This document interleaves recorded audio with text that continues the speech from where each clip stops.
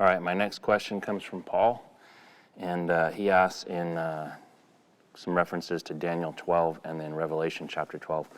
But he says this: I have a question about Daniel chapter 12. He says this is from the ESV version, but he says, at that time shall arise Michael, the great prince who has charge of your people, and there shall be a time of trouble such as never been since there was a nation till that time. Then Paul quotes Revelation 12, where he says, now war arose in heaven, Michael and his angels fighting against the dragon. I'm just wondering if during this time Michael leaves the people of Israel in the book of Daniel to fight the devil in heaven in the book of Revelation. What are your thoughts on this?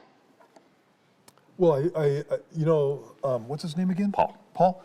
Paul, I think that's obvious. Yeah. One of the things that you have with angels, and one of the things that we need to remember about the spiritual realm, is the only one who's everywhere at the same time is God himself. And so Jesus is omnipresent, Holy Spirit's omnipresent, the Father's omnipresent. Angels are not, including Satan. Satan is not omnipresent. And so with Michael standing up and watching over these people, those two passages are connected, but it's probably connected the other way around. And so when you're looking at Revelation chapter 12, it specifically talks about the fact that there's war in heaven and that the woman would be Israel in that passage for a lot of reasons. But the woman is driven into the wilderness for 1,260 days. That's the last half of the tribulation period.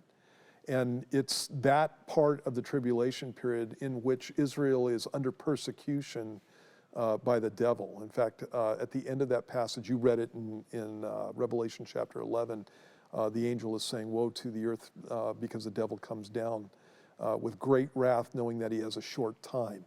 And so that's when the real intense things that take place during the tribulation period begin to hammer the earth. And so Satan would be driven out of heaven by Michael the archangel, and then after that, Michael the archangel would specifically come down. And this time that the world's never seen, that would be the time that the world's never seen before, that last 3.5 years. And so Michael would be standing up with these people. And not that he hasn't done it before, but that's pretty much how that goes. So Michael drives Satan out of heaven. Satan has access to heaven now. He stands before God, accusing us before God day and night. Accused Job before God, for example. And so Michael drives him out of heaven totally and completely. And when Satan comes down to earth, that's during the time of the Great Tribulation, the last 3.5 years. And everything just starts breaking loose. Hell breaks loose, like literally. Breaks loose at that point, and Michael would stand with his people. Awesome. Yeah. Thanks for the email, Paul. Hope that answered your question. Appreciate it.